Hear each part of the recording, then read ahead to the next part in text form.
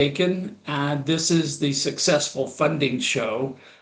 This is a live program where we're going to talk about funding, and we use the broadest possible definition of funding to make sure we don't leave anybody out. But today we're going to be talking about how to communicate to people who might write checks.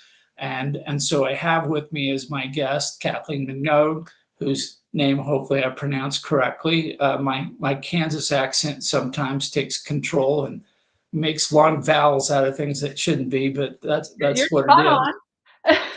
on. So it is a particular pleasure and joy. I'm trying to borrow words from Devin Thorpe, who's one of the best MCs I know.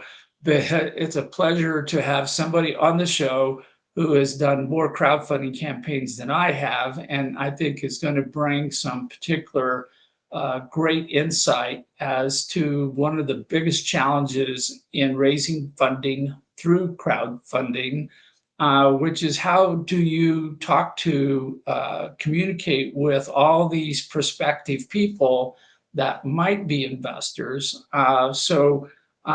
Before we get started, Kathleen, this is an audience participation style format. We invite everyone who is in the audience today who's listening to this program. We have a chat room. You can enter a question, you can say hello, you can make a comment on whatever we're talking about, and you're invited to do so because we really do want your input, feedback, and engagement within the show because it makes it ever so much more fun and it makes it more valuable to everybody who's listening. So, with that, Kathleen, before we dive into the question of the day, everybody always wants to know how did the guests find themselves in this spot where they are today? How did they get to this place that may be way off the beaten path or at a point of high excellence? And I have all these questions. So please share with us a little bit of your background and then tell us what you do in your day to day. And then we'll just talk about the challenge of the day. Well, thanks so much, Karl, and thanks for having me on this morning. I would like to say that this is sort of a culmination of a lot of things that I've touched throughout my life, and accident, and saying yes to that happy accident. So I started in education. That is my background. I'm also a performing artist, singer, dancer, actor. You say, well, how does that arrive you here? And during the dot-com boom, I found my way into investment banking. That's a long story. And then when I moved from New York to Los Angeles, had my beautiful daughter, I started talking to a number of people who worked in Hollywood in filmmaking. And one of them was one of the moms in my daughter's class. And she said, produce my film. I said, okay, I've never produced a film ever in my life. Well, I don't do that. And, and she said, don't worry, you have everything you need. I'll teach you the rest. But really what she wanted me to do was help her raise money for her film because it was a film about 4 women in their 40s in 2011, which that was not hip yet, right? To put women in their mid 40s on screen. And I said, well, I saw this thing called Kickstarter. I'm reading up on it. What do you think? And she's like, let's try it. So, there was no one to teach you. You just dug in, you Googled, you read, and we launched the campaign, funded the film, went to festivals. She has gone on to a career in directing. And then people started asking me, well, how did you do that? How did you raise that money? And so it's really been a journey. And so I worked starting with filmmakers. And then when investment crowdfunding came on board, I grew my practice and then had a moment, and this is how I'll introduce Crowdfund Better, where I started to realize the very people who could benefit from crowdfunding did not have access to reliable information. And I said, oh, okay, this is the jack of all trades. Okay, I'm an educator. I'm a good speaker. I've done, okay, hand raised, this is me. And so I built Crowdfund Better, and we are now the leading crowdfunding education and training organization in the US. And so our goal is to ensure that people who are looking at crowdfunding, have a trustworthy source of information because there's a lot of stuff on the internet and you can never be quite sure. And we also developed a step-by-step process, and that's, I think, what brings us to this conversation today. That it doesn't start with building your page and throwing it up on a platform or a portal. It's really a journey that starts much earlier. And so it's really been my mission to help people, especially those who have limited budgets for marketing, because marketing is expensive. How can you build a community, market to that community, and then fund with community? Yeah, it's a matter of relationships, and I take the position that for a small business, whether they know it or not, their relationships are their most valuable asset. And we have all these, I will say, cultural norms for entrepreneurs about being the lone wolf, do it yourself. I know I can do it myself quicker than getting somebody to help me. All these things that contribute to poor performance. And one of the things that I see that we need to work on, and this is probably a forever project, is helping small businesses understand how to build and maintain strong relationships. Because the bigger the community, whether you call it a tribe or a family or whatever word you want to assign to it, the more people that are in that group, the easier it is to raise funding. And since that's all I do is help businesses raise funding, I like to make my life easier, which also goes well for the businesses I work with. So tell us a little bit about how you would recommend people build relationships, and particularly within the framework of raising funding. Well, I appreciate that picture of the lone wolf, Carl, because uh, I think we've done a bit of a disservice with some of the startup culture, and I don't know anybody who's ever done it by themselves, but it's a lot more fun when you do it with other people too. Uh, so when I think about clients of ours who have been incredibly successful, that's how I like to tell the story of how this works. We have a client, the company's called Pioneers. They are a performance streetwear brand for running. And, um, he crowdfunded $50,000 using rewards crowdfunding. Um, but the story starts 3 years before. It starts with he was a Black man running in white neighborhoods in Boston at a time when that was in the news. And so he just started saying to people, "Hey, I want to run. You want to run? Let's run. Let's run together. Let's get together." And this went on for a couple of years. And the story is that he got comments from the people he was running with that running culture didn't reflect who they were, and that the clothes didn't really reflect the diversity of the community. It was based on 1970s running in those little outfits, right? um, and at a time when people of color and women weren't even allowed to be in marathons, right? um, so his company came out of community. He said, okay, well, if that's the problem, maybe I can solve it, and worked with experts and designers, but he didn't have the $35,000 he needed for that first manufacturing run. And I love telling this story because he didn't build the community for the crowdfunding campaign.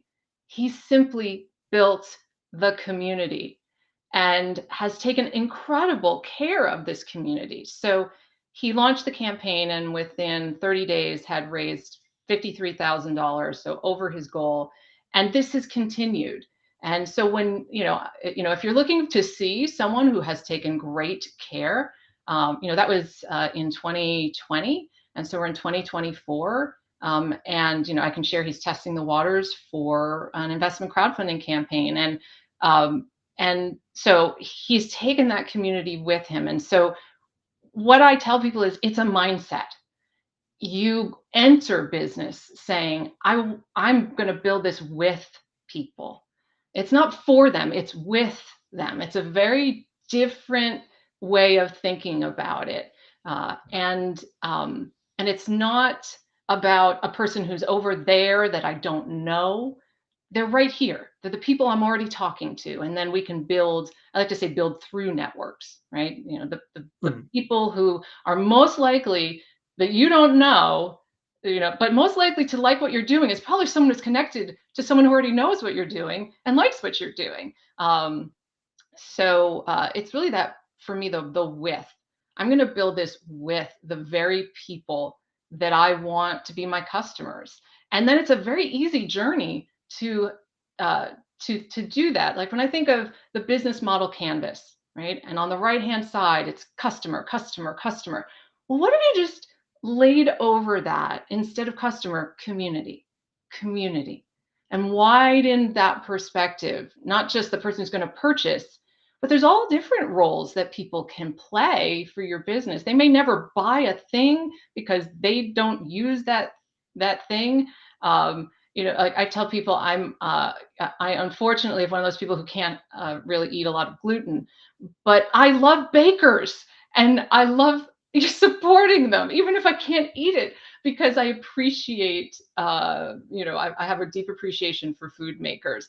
So you don't know. And I think that's, you know, to put a nutshell this is you don't really know who people are. You think you do.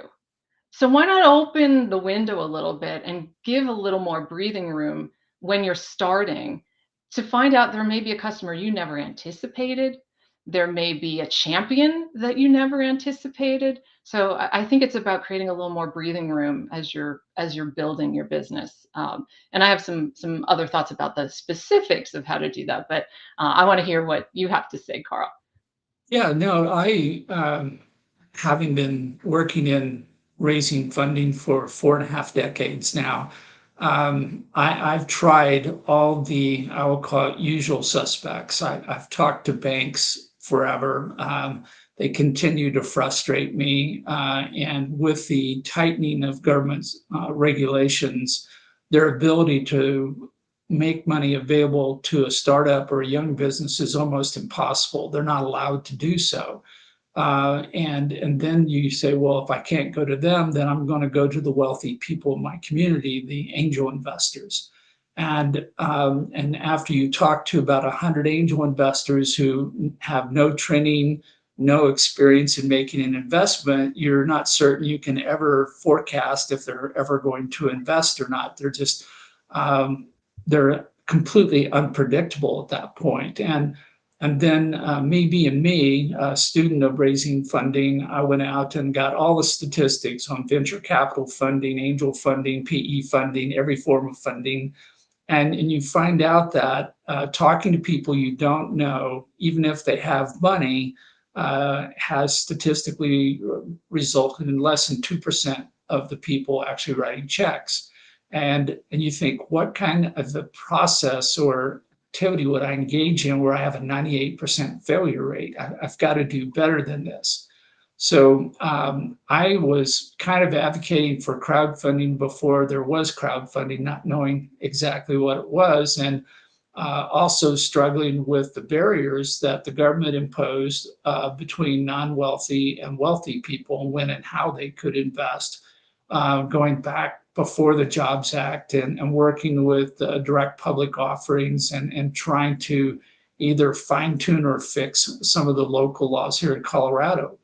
And it's just an ongoing struggle. So when crowdfunding suddenly was thrown on the table as a consequence of the recession in 2008-9, it was so funny because up till that point in time, actually, entrepreneur was not necessarily a nice word. It was more like inventor or crackpot or deviant or aberration from society. And suddenly, with no jobs, the government suddenly put the spin on entrepreneurship and said, we need entrepreneurs because they create the most jobs. And all the entrepreneurs are shouting back, but we have no money. So 4 years later, the Jobs Act comes along, and then 4 years later, the SEC finally allows the regulations to go forward, way too late to be of any immediate response to anybody. But in looking at crowdfunding at the time and its purpose to democratize the capital industry, to give everyone the ability to invest, but more importantly, to invest in the businesses in our backyard, not just in Wall Street. Then at that point, I'm going, this is cool. This is a great opportunity. And so I started trying to understand the mentality, the mindset of the person who could be a crowdfunding investor.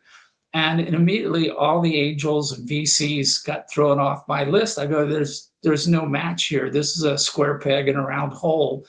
And I started looking at the customers of the small businesses more likely because one, they already have a relationship or they already have a reason to form a relationship because they may want the product or service. And then I realized that if I could make them into an investor, if I could somehow convince them to put their money with a small business, then I could also ask them if they would become an advocate for the business and they could go out and sing the praises.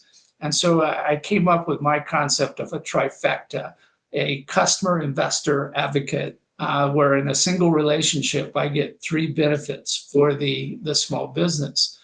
And I'm still working on this concept because one, I seem to have stepped off the horizon beyond sight of everybody else who's working with crowdfunding.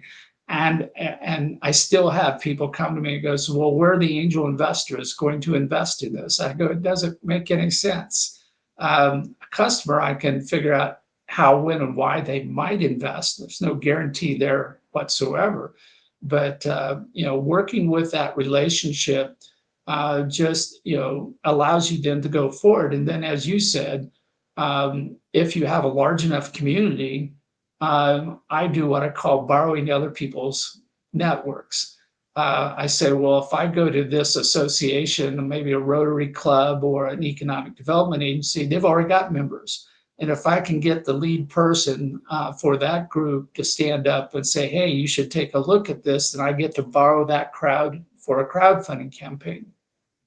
Again, you've got diminishing returns the further you get away from people you know.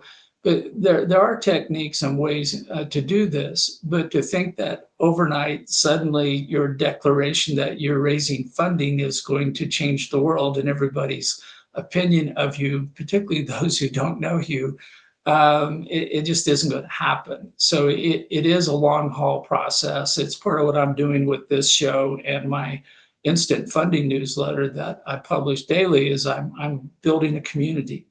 And I don't expect immediate returns. This is a long haul type of investment, but one I think is well worth the time and energy that I'm putting into it.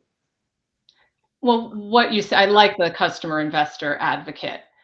First of all, that is, and I wrote an article in 2016 about what equity crowdfunding could learn from rewards crowdfunding. And I think there's still an enormous amount that the investment crowdfunding space can learn from looking at successful rewards crowdfunding campaigns, because they are maybe not investors, but they are customers. They are willing, they have put their money down and they've invested maybe not money, but time to get to know you. And they often will provide feedback to the business as part of that campaign.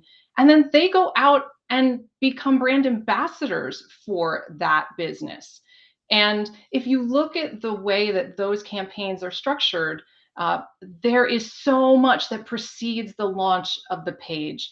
And when these rules were first written from the Jobs Act, they didn't allow for any way to let people know that you were going to be raising funding until you pushed the button and launched the campaign. And now we have the testing the waters rules. And I don't really use those testing the waters regulations the way that most people do. I don't encourage my clients to go create a campaign on a portal. You can use those on your own website. And that's what we've done with some of our clients is we've said, just find out who the subset of your customers are who might be interested. Who, like, if you just drop this little, like, we're thinking about giving you the opportunity to invest. Do you want more information? And then you can warm that specific group. because it's very difficult to one size fits all this. You've got to make sure you're still sending communications to sell your product, to sell your service. If you bombard them with all this investment stuff and they're not interested, you're just going to get unsubscribes. They are not going to stay with you as a customer. And that's the last thing you want with crowdfunding, is to lose customers. But then, say you have this big email list and you do this exercise of saying, hey, we're testing the waters, drop your email here if you want to continue to learn about what this opportunity might be. For most issuers, that's the end of the conversation. And then I'm gonna, now I'm asking you for money. And if you look at rewards crowdfunding, that, hey, we're going to be crowdfunding, could be months ahead, weeks ahead. And then there's this building excitement and, here's some of the rewards we're thinking about. And hey, we don't even know what rewards we're going to offer yet. What do you want? And building and strengthening relationship for all of that time. So I joke with my clients, I said, I want people on the day that you launch to be so far leaned in that their checkbook falls into your campaign. It just falls out of their pocket and it's just, no, they don't have to think about it. They've been waiting, they're excited. They've already talked with their partner, their spouse, their financial planner. They already have a plan for how they're going to participate. But that is really not what I see at all out there. I'm a bit of a crowdfunding wet blanket to people because they come to me and they're saying, I'm going to launch in a month. Okay, let's talk that through. And the campaigns that have been most successful that we've worked with have slowed down 3 months, 6 months, and realized that they didn't have the literal capacity in their team, not the time, not the skills to do it, and had to work through those, but that their community was not ready. And we have a whole sequence for testing the waters that's all about explaining what regulation crowdfunding is, the opportunity that's available, and sending them to resources to read on other websites about what is this, so they can feel comfortable that this is a legitimate form of funding. Because I do a lot of work in under-resourced communities, and crowdfunding, they're not sure it's legit. So you have to and then warning them that they're gonna have to put their social security number in, that's a little daunting. If you don't know that's coming and you show up on that portal page, that could be the end of the discussion. So I call it the beached entry. How do we have this beautiful beached entry for the people who are your customers in your community, so that this is a great experience. And that's what I want for my clients, is I want them to feel that crowdfunding helped their business, that crowdfunding made them a better founder, a better CEO, and that when they come out of it, they have a new set of skills, and that taking care of their community is just part of what they do. Because that's the other piece, is I see a lot of people raise money and they never talk to their investors, their backers ever again. And that doesn't create great relationship. So for me, I think there's a lot we can still learn from the rewards crowdfunding space, and a lot we can learn from who started crowdfunding, right? Marillion, 1997, a music group. The first platform was ArtistShare in 2003. These were musicians, and it grew from there. And what was their success? Because artists know how to build communities. They may not have the business side. They don't necessarily know how to always turn that into money, right? So can we have the small business owner learn from the artist about building community, and then we can have the artist learn from the small business owner about making money? And then maybe there's something we can do there to bring those groups together to help them both. Yeah, I think that's a great example. I did a lot of work for a short while with some 3D audio technology, and we were deep into every industry that used audio for anything, and met a lot of indie artists who had kind of the same problem. Crowdfunding arose out of the fact that the capital industry was prohibitive from allowing non-wealthy people to participate. And even where you were permitted to participate, they made it so impractical that it was almost a non-issue. And an indie artist was kind of facing the same issue where they're going, my band's not popular enough to get a label to sign me, so I have to labor in obscurity. But they do the same thing that we're talking about here is they go create a new song, they go get a gig at some bar, they play it. If the audience applauds, they play it again at the next bar. If the audience just sits there and stares at them, I go, that didn't work. I'm going to go out and get something more. And it's the same thing when you're building your community. You're trying to tell the community you're here, and you've got to quit talking about yourself. You have to talk about the people in your community. You go, how can I help you? How can I make your life better? Is it my product or service, or maybe I should donate to a local charity, or can I point out the fact that I'm going to hire 5 people in the community, and the chances are in a small community, one of them is a relative of yours. So there's all this impact that does occur from the natural success of a business.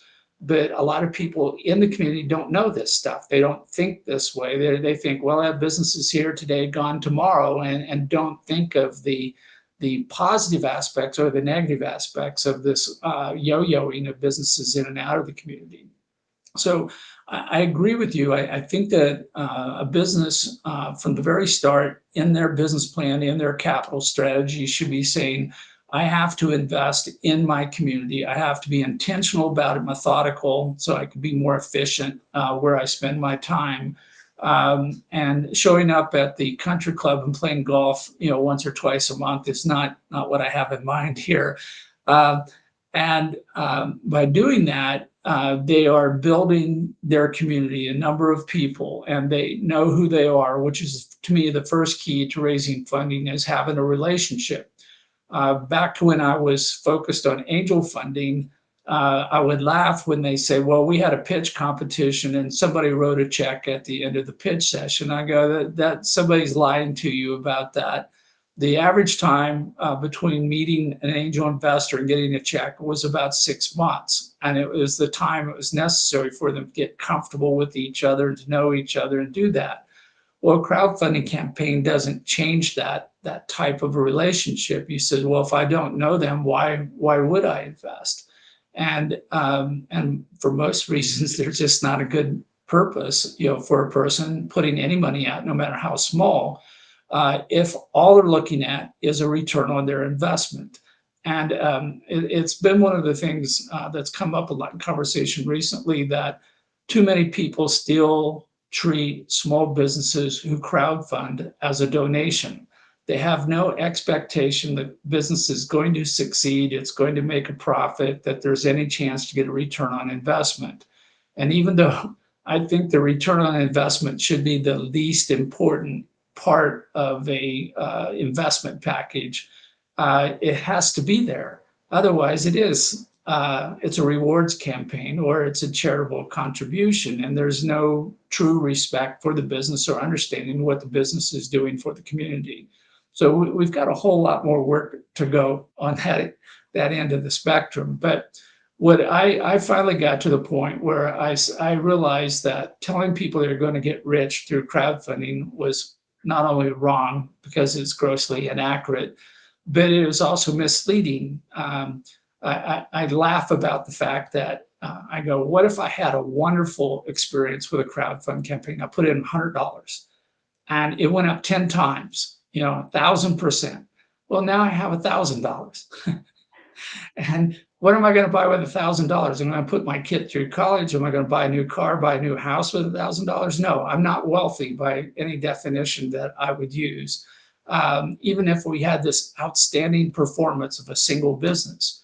So I started focusing on the customer. I started thinking about the value that the customer gets from the business. And that kind of led me in another direction where, again, statistically looking at it, 60% of the businesses out there today make an average of 10% profit on their sales, which means they don't have enough profits to give up any significant share to an investor who wants a high return on that investment. And so we can either ignore them, which is pretty much what everybody's been doing to that point, or maybe I could get a little more creative in how I could weave together a rewards campaign with a equity ownership campaign and maybe create something that would work for these businesses that otherwise couldn't qualify at all. And so this is what I've been experimenting with a number of campaigns that are running live now. It was what I talked about last week at SuperCrowd 2024. And Devin has now invited me to do a workshop at SuperCrowd Chicago in June. I'm looking forward to trying to get all of this junk that's in my head and make it easy to understand, and and talk about how you craft an offer that achieves these different things, but it still has a reality test. I can't expect anybody who doesn't know me, who doesn't buy my products, who doesn't know about my impact on my community, to have any reason at all to write me a check. But we still go out there and beat our head on the wall with that. Um, so as you're building community, to me, I work at it from the customer standpoint. And then from there, I look to other, what I call stakeholders, people who will benefit from the success of a business without making an investment, which could be a vendor supplier, it could be a reseller as a type of customer, could be the local government taxing authorities who need more tax revenue. So they have economic development programs to help me out. And as I go through those, I'll sometimes, hit a pot of gold and I'll go, hey, these people know me, care about me. I'm doing the right thing. I'm achieving their mission. I'm trying to figure out, though, where I need to spend my time, because you can't talk to everybody. You don't have the time to go meet everybody on the street. You might as well go down and hold a sign. I've created a little artwork, I'm an entrepreneur. I will crowdfund for money. And kind of joke about it. But we seem to be, again, perpetuating what I call entrepreneurial myths about what does or does not work or how you're supposed to conduct yourself. And it's not doing us any good. It's interesting. I wanted to go back to talking about the rewards built into the investment. I have a dear colleague in Scotland, and he always jokes because he invested in brew punks way, way, way back, because of course the UK and Europe is ahead of us because we had to wait 4 years for the rules. Uh, and he said, when I invested in brew punks, he said, I never expected to get a penny back. He said, but man, I have consumed my investment in discounts on their product. And so I think there is something to what you're saying, Karl, that we have a Boise Brewing here in Boise, Idaho, and if you invested and theirs was a state offering, a DPO, you got your mug on the wall, and every time you go in, you pull your mug down, and you get your beer, and you get a discount, and everyone's happy, even though they may never see a quote, return on their investment. So I think it's important to ask, what does that really mean to your customer? What does return on investment?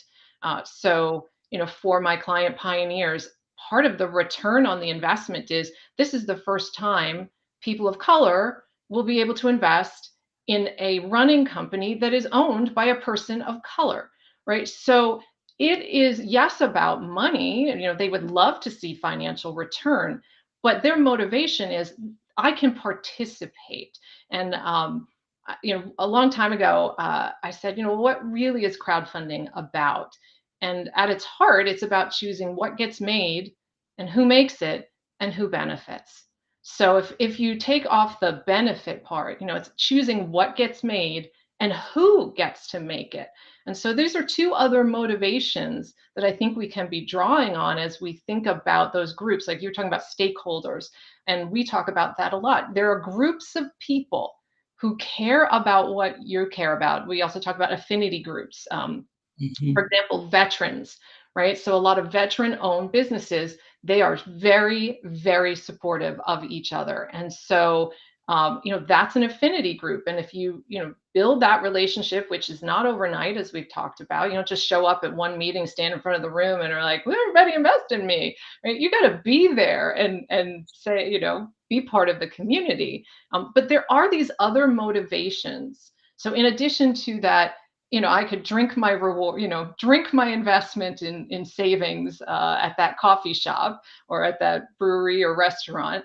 But there are deeper motivations. And this is the other piece where I learned so much being in the reward space about the emotional connection. If you don't make that emotional connection, it's very difficult to get people to open up their wallet, write a check, because they don't care enough to take action. And without that emotion, you don't get the action. You get what I it's the when someone says, "Oh, that's so wonderful," and they pat you on the shoulder, right? Or they like your post, but they don't do anything with it because they're not really emotionally connected. If they were, they would take that next step. So you need that emotional connection. So really thinking about, and that's the work that we do a lot at Crowdfund Better. We have this network reflection we do with our clients where we say, just keep going in your life, all the circles, all the people, keep going. Because for many startups, that's all they have. There is no business email list, there is no business channel. And we have a client in the packaged food space, and that's what they did. They went through their network. There's a husband wife team. They selected 150 people they knew, and they said, that's all we're marketing to. 150 people we in our network who we think would invest. They only needed about 150, $200,000. So it wasn't like they were, looking for millions. And they did a process, and they used, let's talk tools, customer relationship management software. They were tracking the interactions, seeing who was opening, who was clicking, and then they would pick up the phone and call them and say, hey, let's talk about this. And then if they were really leaned in, it was a food company. They invited them to their home for a meal and said, here's this example of the food we're going to serve, and here's our mission. So I don't think there's a one size fits all, but there is this through line of you have to find people who have enough emotional connection that they're going to stay with you, and then they're going to take that action. Yeah, I think that this is something where crowdfunding actually manifests a higher order of doing business. That if you truly engage with your customers, with your members of your community, you act like you are a member of your community, whether you're volunteering with a charity or you're showing up at a city council meeting and explaining to them things they don't understand about doing business. These are all things that contribute overall to the richness, to the quality of life in your community. These are all the things that economic developers should be working towards when they work towards recruitment and retention of small businesses. And yet, too often, again, part of the culture for the small business is it's all about me. I've got to make a profit. I've got to do it yesterday because somebody set a clock somewhere that you're trying to follow. And I'm not sure whose clock it is, but they're always on high speed forward. And instead of thinking about, well, if I want to be here forever, if I want to be part of this community, if I want to contribute to the community, and my business is actually an asset of the community, what do I do within my business to make my business fit in and help and contribute to the people that I want to contribute to, whether it's an affinity group, like you're saying, I want to help veterans, or I want to help women-owned businesses or people of color. You're going, well, are you just sticking the label on it, or are you actually doing something that makes the world a better place, as we call it? And if you are, and you're sincere, and that's part of who you are and how you conduct yourself, you will develop a community because you're contributing to them, and they see that value, and it's there for them to talk about. So I'm going to take a break here and say hello to Harvey Tuck, who signed in this morning. Let's put Harvey's comment up here where everybody can see it. And he says, hi, Karl, great to be here. Find out about your crowdfunding. As you know, it's close to my heart at the moment. Kathleen, good to meet you. Harvey is one of my mentors. I decided to give up podcasting and move to LinkedIn Live. And I engaged Don Cohen to be my super mentor, and then he brought in Harvey and Kelly Stanky to be co-mentors with me. And Harvey is in London, and he works with a coffee franchising company over there. So anything you say about coffee, he's going to be paying attention to. Um, and we've talked about just recently that for a franchisor who's out trying to sell new franchisees, wouldn't it be cool if part of the franchise kit that you get included a crowdfunding kit as a sub part of that to help them raise funding and drive a market, build their community so that they are entrenched pillars of that community from day one. And so we're in that dialogue right now. So Harvey's going to be paying close attention, and I appreciate everything Harvey's doing because he's gone out and built the #1 franchise show on LinkedIn, and he's so methodical and thoughtful and forward thinking in how he does it. It makes me feel a little slow some days, but I try to watch everything he does because he does it so well. So thanks, Harvey, for watching this morning, and we'll try to talk about more coffee examples and less beer drinking examples as we go forward. Yes.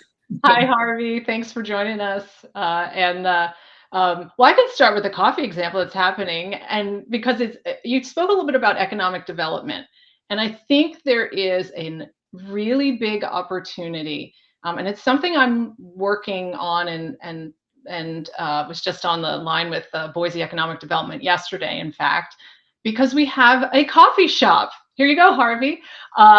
In our neighborhood. It's actually in my neighborhood of Boise. And I just happened to come across an Instagram post. And I said, this coffee shop's in my neighborhood. There's no way they're going to, and they mentioned something about crowdfunding, and every hair, stood up. We are not going to crowdfund in my neighborhood badly. This is not going to happen. And reached out to the co-founders. But they had already decided, and they're called Common Ground. So you can already hear what's happening. Our neighborhood doesn't have a coffee shop. These are two people who live in the neighborhood who said, they actually met on a plane going somewhere from. It's a wonderful story. But they said, we're going to create a space for the community. And everything they have done from that first moment. So they were out there was a music concert at the local park, and they were out doing a little pop-up.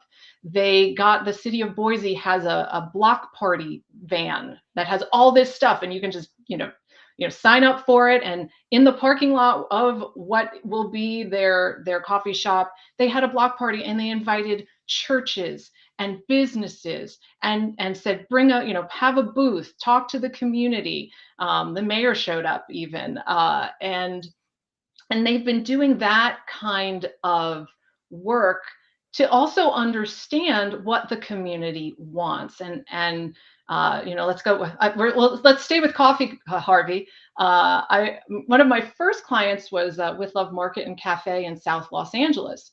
And I love telling people that, this is a guy who didn't have any background in food. He just thought that South Los Angeles needed a healthy place for people to eat.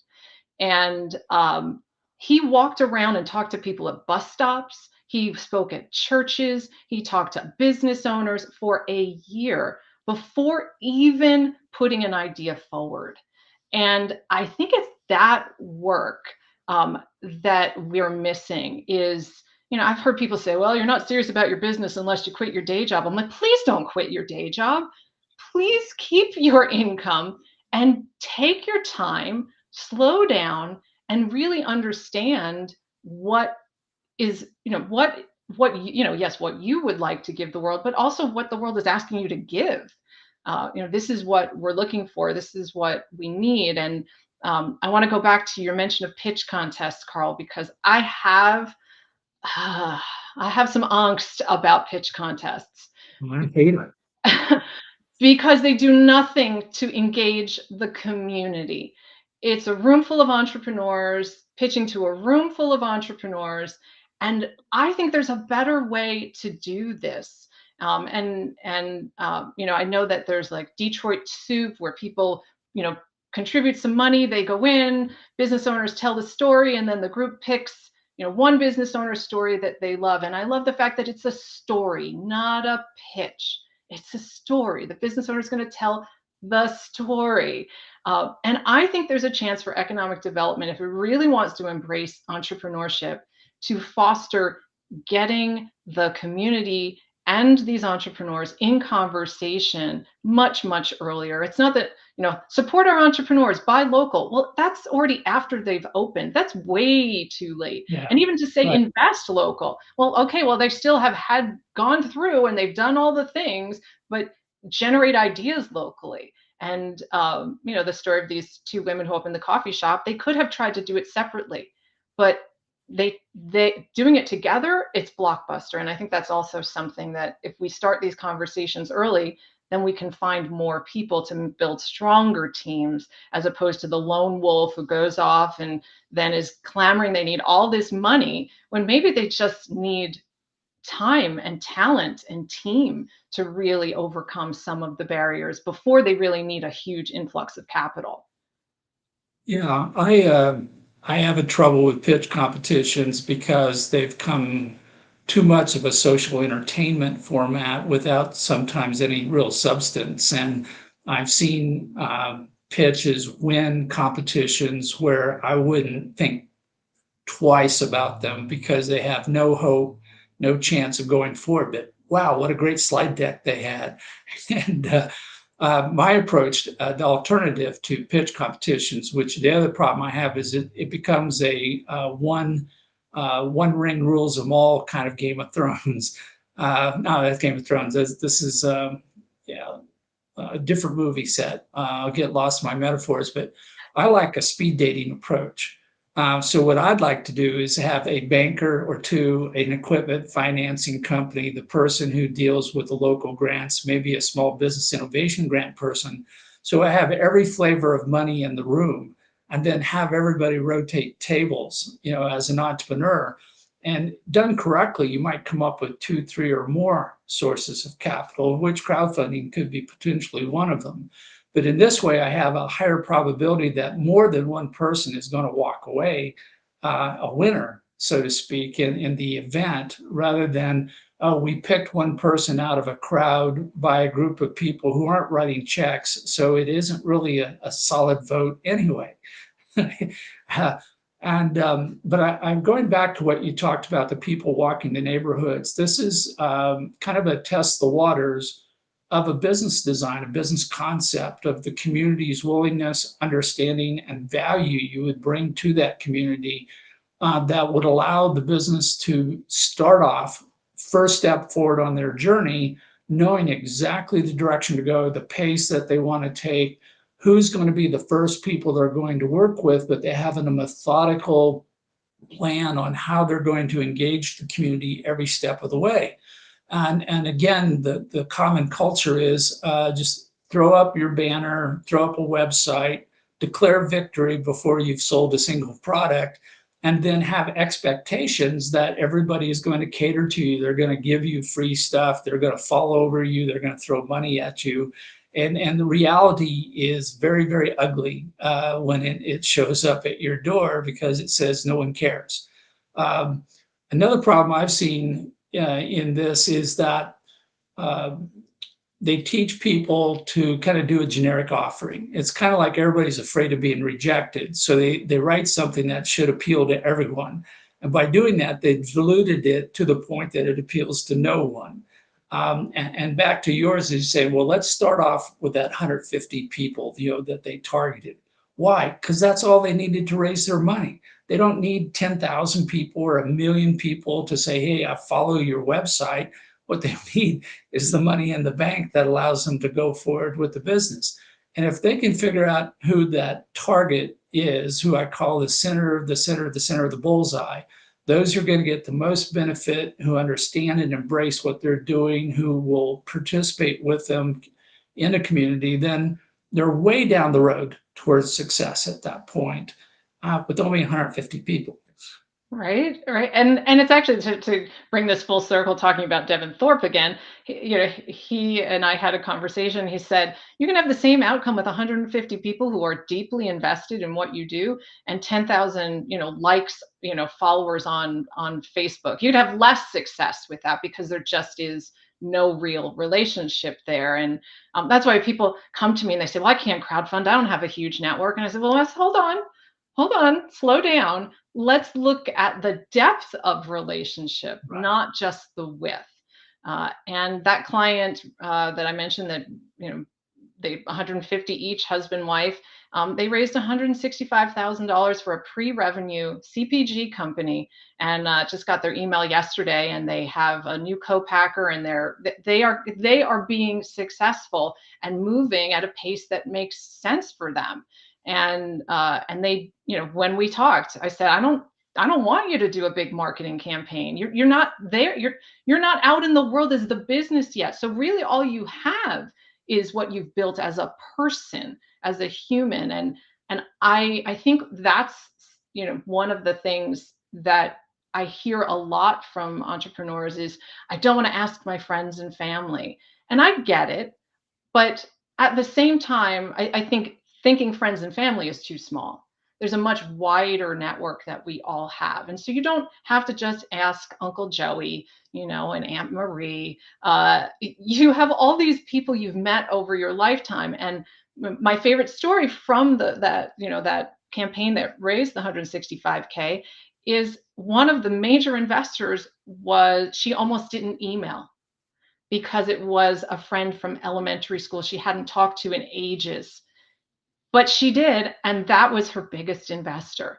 So, it's an interesting adventure when you're doing crowdfunding. And to your point, you can't reach to everyone, but if you focus, you can do a little outside of the fishing hole, and just, let's see, touch here. I mean, isn't that what good marketers do? Is they do market testing. So let me try and see if that lands in a group that isn't my perfect fit. And we talk a lot about archetypes, knowing your archetype, but then and I know you talk a lot about messaging too, Karl, that if it's not your archetype that you're marketing to, then it's your job to make the story speak to them. It's not their Right. job to make the leap to understand what you're trying to do. But how do you need to, you're not lying, you're just reframing the conversation. And we had a client do this at a dinner table. She said she went out with a whole bunch of friends, and as she went around the dinner table, she figured out what their archetype was, and she reframed. And she said by the end of the conversation, they were all leaned in and were like, "How do we help?" So I think there's lots of different ways to go at it, but what's underneath it is, you got to be a human being. You really have to let go of the transactional focus of, I mean, data is wonderful, and marketers will take you down all sorts of rabbit holes because that's how they prove their value. Uh, but Or un, do prove their value, just to be accurate. The amount of money that I've seen spent on things that got zero results is too high. Um, but no, I agree with you. I think that the relationship is there. And if you can demonstrate, manifest the fact that you care about the other person, and then when you talk to them about what they care about or how they would benefit, it's not a hard conversation at all. And even if it turns out there's not enough benefit or it's a miss, the fact you started the conversation asking about them, caring about them, is going to come across, and you may pick up somebody you wouldn't otherwise. But yeah, I use the term FBI profiling instead of archetypes. And I want to walk into the room and going, this person fits into a high benefit or a low benefit, or, I don't want to spend my time on them. But I also use the example of a faceted stone, like a diamond, that every face on that diamond is a different reflection of the person who's looking at it. And it's the same stone. I'm not changing the story. The underlying thing is all the same, but I'm just trying to reflect back on the person I'm talking to, because that's who I'm talking to. I'm not talking to somebody else. I really hate pitches where I'm listening and they're looking at me. I swear they're talking to the guy behind me or the person to the side of me because I'm going, I'm not getting any of this. I'm not responding to this. I don't know what they're trying to get me to do. And but if somebody comes to me and says, "Hey, I'm starting a business, and I think I know I can help you in what you're doing through my business, and I want to get some feedback from you to see if I'm correct and how this might work," we're going to have a good conversation. We may build a long-term relationship out of that. And the more relationships we have, then the greater the true value of your business is. And that's kind of where I go when I start talking about how quickly can we do a campaign. I agree with you.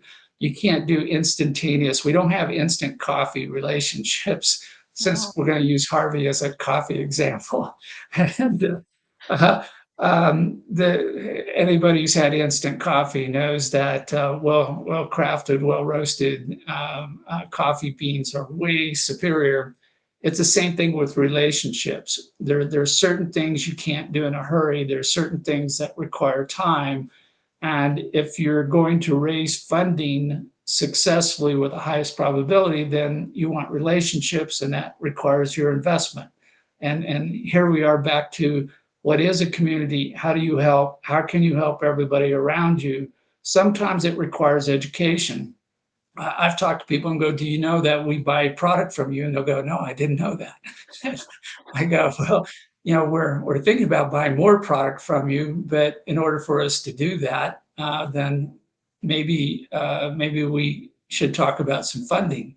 And then at that point, they're like, "Oh yeah, because you started about buying from me. Now we're talking about them, not about me." It's inquiry, right? Asking people and being interested, and it's part of this. Building with community is it's a we, not I. And then also creating space. A colleague long time ago called it propping the door open. In these conversations, ensuring that you've created room for someone to say no gracefully so you don't lose that relationship, but that so they also can be like, well, hey, hold on, wait, I know some, right? If they're not in this, I'm either going to say yes or no, or I'm going to lose a friend, or this is very awkward. But creating space for someone to think more broadly about how they can help you, how they can support you.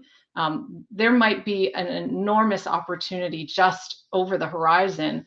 And if you've backed them into a corner because all you will talk to them about is the investment and not about the human things that they connect with and finding those commonalities, then we lose people and we lose relationships. And to me, the last thing you want in crowdfunding is to lose friendships over it.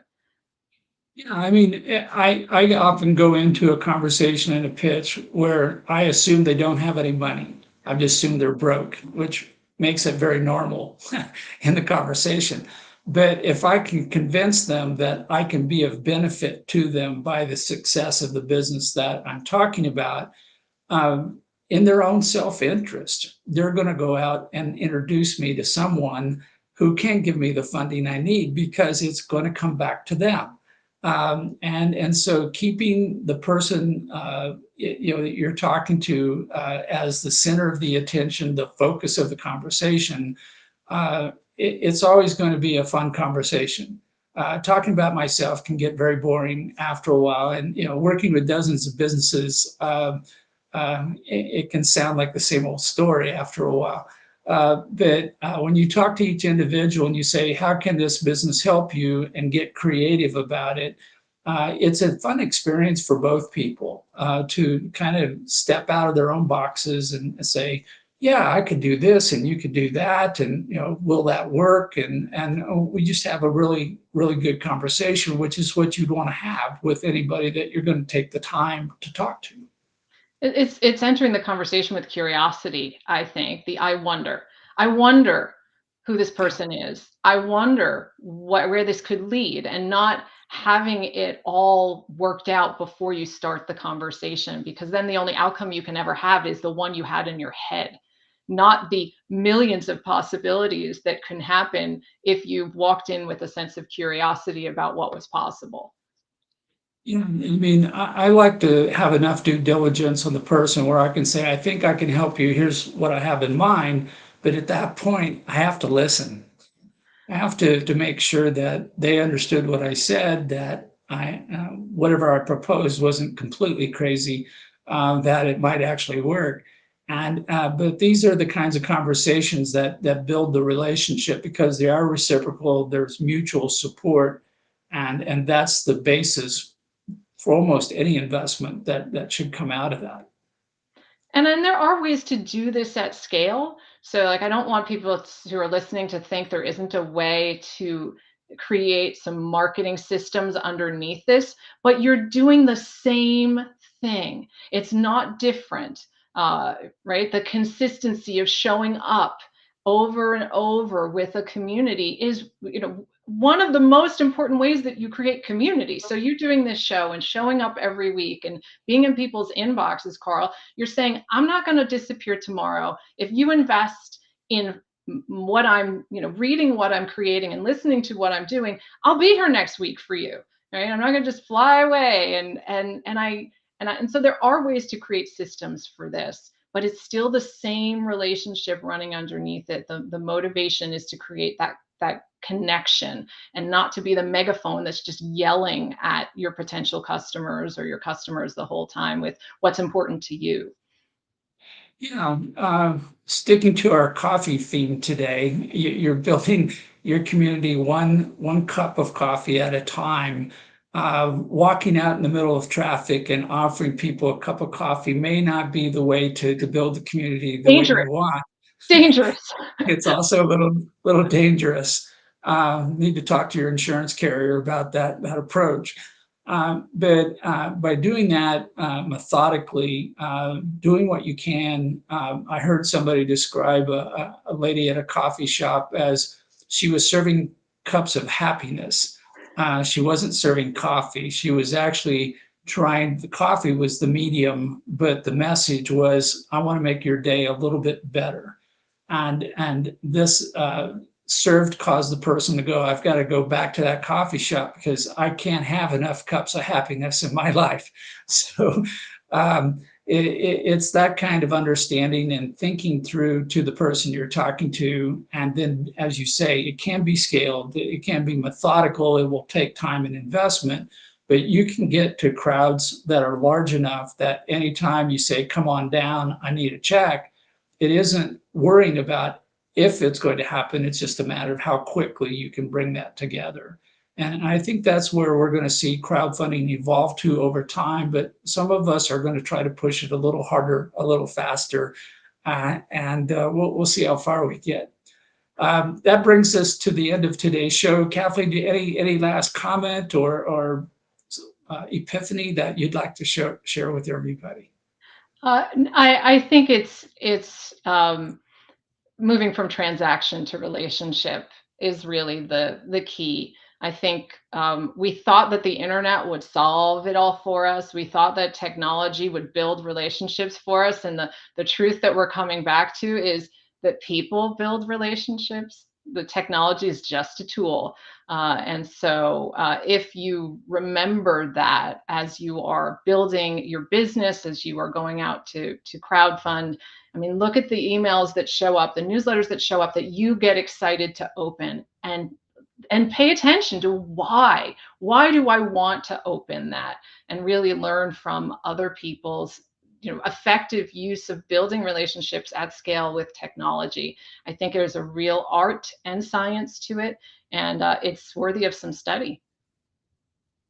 Well, very good. And thank you for being my guest here today on the Successful Funding Show. We will be back next week. Dave Snell will be our guest, who is a security expert, private investigator doing digital forensics. And we're going to get into making sure that you have protected everything you've built and go from there. Thank you again, Kathleen. And everyone, take care. Thanks, Karl.